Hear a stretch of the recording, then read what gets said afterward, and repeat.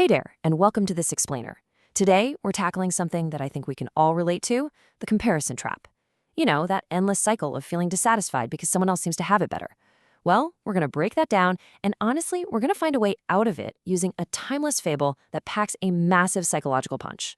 So, let's just jump right in. First off, what does it actually mean to truly be happy with what you have?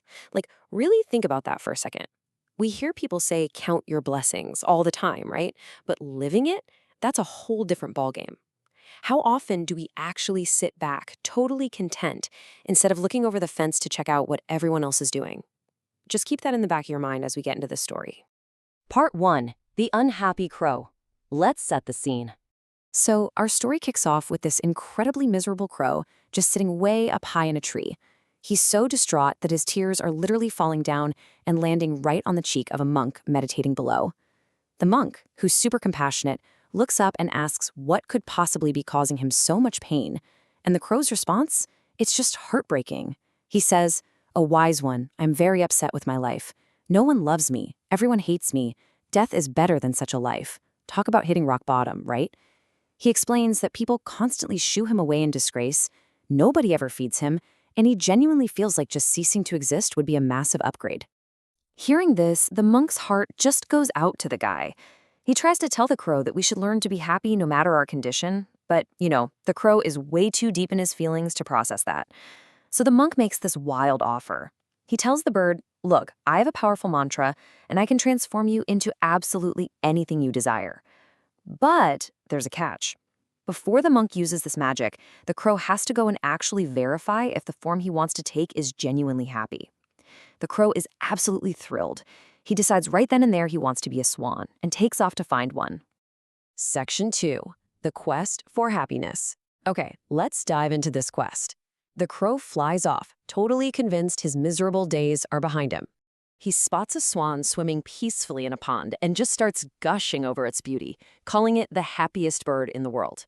But here's where it gets really fascinating: the massive gap between perception and reality. The crow sees this pristine, universally loved bird, right? But the swan's actual reality, completely different. The swan looks at him and says, "No, my friend, I'm not happy. There are so many beautiful colors in the world, but I don't have any. White is nothing." Crazy, right? The swan feels totally inadequate because he lacks color. The exact thing the crow envied, that pure whiteness, is literally making the swan miserable. So this leaves the crow completely baffled. If the beautiful, elegant swan isn't happy, well then, who on earth is? The swan has an idea. He tells the crow, "I think the parrot must be the happiest bird in the world. It's so colorful." See, the swan assumes that because the parrot has all those vibrant colors he lacks, the parrot must naturally have a perfect life. Moving on to Section 3, the price of beauty. Taking the swan's advice, our crow takes to the sky again to uncover the truth. He manages to track down a parrot, and again, he just gushes over its vibrant colors, totally convinced he's finally found the happiest bird alive. But shattered expectations strike again. The crow equates colorful beauty with ultimate happiness. The parrot, however, reveals this terrifying hidden anxiety. He says, "No, my friend, I'm not happy. People keep parrots in cages. I'm always afraid that someone may hold me and lock me in a cage." Wow. The parrot's perceived beauty, the exact trait the swan and the crow were so jealous of, is precisely what makes him a target. He's living in a constant state of fear. What's really crucial to notice here is how the goalposts of happiness just keep shifting. It's like the crow has this constantly evolving hierarchy. First, it was the swan because he was loved, then the parrot because he was colorful, and now the parrot tells the crow that the peacock must be the absolute happiest because the peacock is even more colorful than him. The envy is literally just being passed up the chain. So, determined to get to the bottom of this, the crow goes looking for a peacock. He finally locates one, but it is definitely not a serene scene.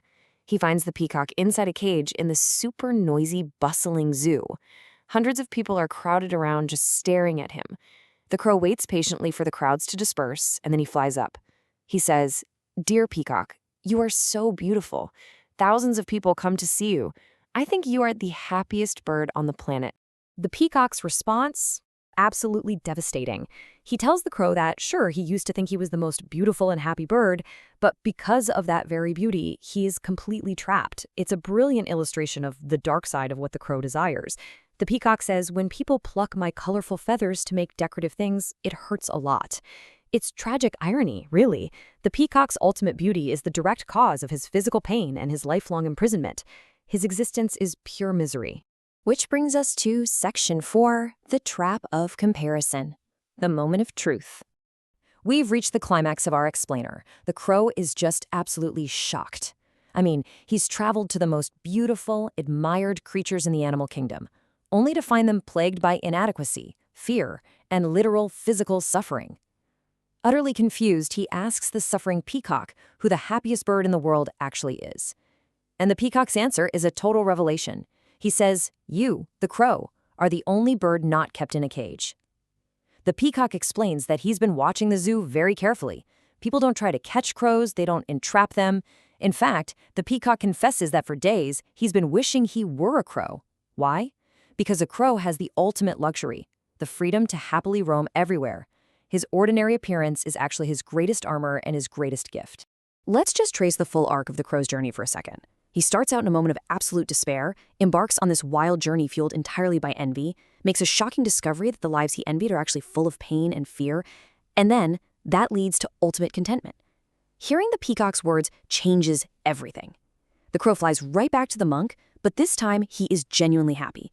He completely abandons his wish to change, telling the monk, "I don't want to be anything else. I'm fine just as I am." This story so beautifully illustrates a psychological reality that honestly we all face, the vicious cycle of unhappiness. It's defined as a state of continuous sadness caused by making unnecessary comparisons with others and cursing oneself. When we constantly look at what other people have, their perceived beauty, their wealth, their success, we invent a reality that probably doesn't even exist. Just like the crow did with the swan, the parrot, and the peacock. We trap ourselves in this endless cycle of never ever feeling like we're enough. So how do we actually break out of this cycle? Let's take the monk's wisdom and break it down into an actionable checklist. First up, stop making unnecessary comparisons. They are literally the root of the problem. Second, actively learn to be happy with what you have instead of always fixating on what you lack. Third, accept a fundamental truth about life.